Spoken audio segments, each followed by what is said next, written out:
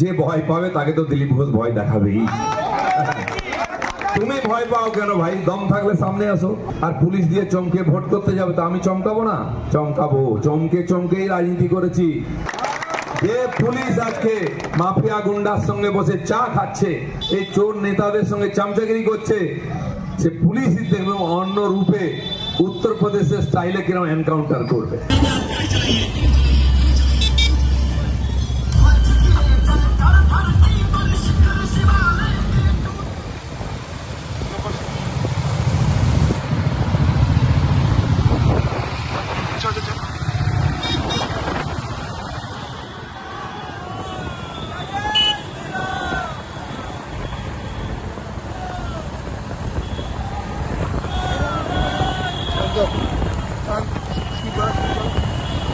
দু 2020-21 যখন কোভিড হয়েছিল, সব বন্ধ হয়ে গেছিল, 21 সালে নির্বাচনের আগে এখানকার সমস্ত আখড়া বন্ধ করা হয়েছিল।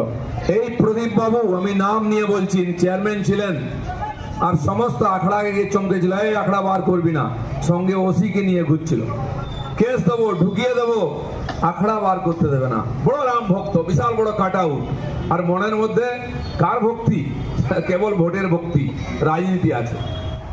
আমরা সবাই মিলে বেরিয়েছিলাম, আমার পার্টির কর্মীরা, এখানকার যারা রাম ভক্তি, রাম নবমীর সঙ্গে যুক্ত আখড়া করেন, গিয়ে আমরা বলেছিলাম আপনারা আখড়া বার করুন, আমরা সঙ্গে থাকবো, কোনো বেটা গায়ে হাত দিতে পারবে না।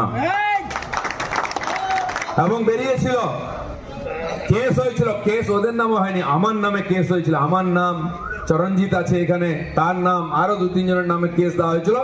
আমরা নাকি অস্ত্র নিয়ে ভয় দেখিয়েছি। যে ভয় পাবে তাকে তো দিলীপ ঘোষ ভয় দেখাবেই। তুমি ভয় পাও কেন ভাই? দম থাকলে সামনে আসো। অন্যের মাল লুট করবে, চুরি করবে, পেছনে লাগবে, আর পুলিশ দিয়ে চমকে ভোট করতে যাবে, তো আমি চমকাবো না?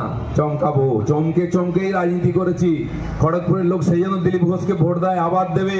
এখানকার গুন্ডা মাফিয়ার বিরুদ্ধে আমি লড়াই করেছি, আবার লড়বো যতদিন থাকবো। আর এবার তো লড়তে হবে না, ভেতরে ঢোকাবো, কারণ ক্ষমতায় আসবে বিজেপি, পশ্চিমবাংলায় পরিবর্তন হবে।